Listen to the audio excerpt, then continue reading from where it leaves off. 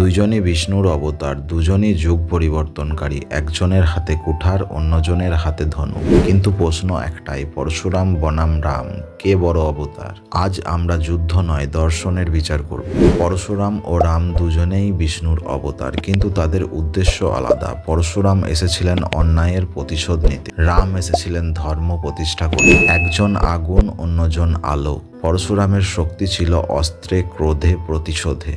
তিনি একাই 21 বার পৃথিবী কাঁপিয়েছেন।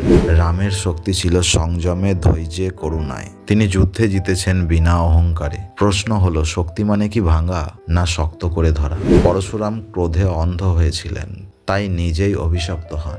রাম দুঃখে ভেঙেছেন, তবু ধৈর্য হারাননি। একজন নিজের রাগের দাস, অন্যজন নিজের মননের রাজা। পরশুরাম ধর্ম রক্ষা করেছেন বিনাশের মাধ্যমে, রাম ধর্ম প্রতিষ্ঠা করেছেন আচরণের মাধ্যমে।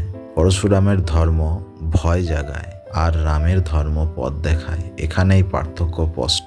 রাম ও পরশুরামের সাক্ষাতে কোনো যুদ্ধ হয়নি, শুধু পরশুরাম হেরে গিয়েছিলেন। এই হার শক্তির নয়, এই হার ছিল উপলব্ধির। রাম জয়ী হয়েছিলেন নীরবতায়। এই তুলনা আমাদের শেখায় সবচেয়ে বড় অবতার তিনি, যিনি মানুষের মতো থেকেও ঈশ্বরের পথ দেখান। পরশুরাম আমাদের শেখান অহংকারের পরিণতি, আর রাম আমাদের শেখান আসল শক্তি থাকে ধৈর্য ও করুণায়। আপনি কি মনে করেন, আপনার জীবনে কোন শক্তির দরকার বেশি? কমেন্টে লিখুন।